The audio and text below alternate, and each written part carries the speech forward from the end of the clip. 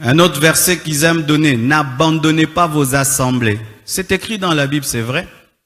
Hébreux 10, verset 25 le dit. N'abandonnons pas notre assemblée, comme c'est la coutume de quelques-uns, mais exhortons-nous réciproquement, et cela d'autant plus que vous voyez s'approcher le jour.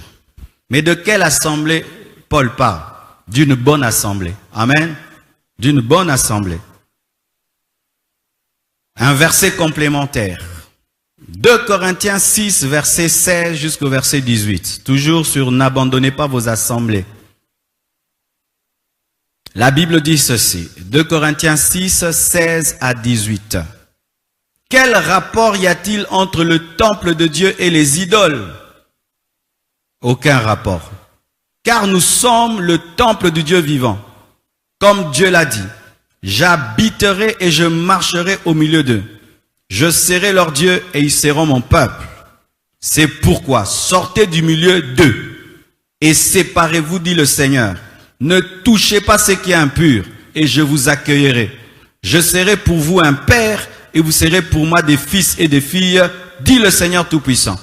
Le même Dieu, la même Bible qui dit de ne pas abandonner nos assemblées, la même Bible dit sortez au milieu d'eux. Pourquoi? Quand c'est une bonne assemblée, ne l'abandonne pas. Mais quand c'est une assemblée qui mélange les idoles et le temple de Dieu, une assemblée idolâtrique, la Bible dit sortez au milieu d'eux. Amen. Et cela, même pour les églises de réveil. Quand tu es dans une église de réveil qui devient une église du sommeil, tu dois quitter. À moins que Dieu te dise d'y rester pour amener le réveil et être persécuté. Amen. N'abandonnez pas vos bonnes assemblées, mais sortez du milieu d'eux si c'est une assemblée idolâtrique.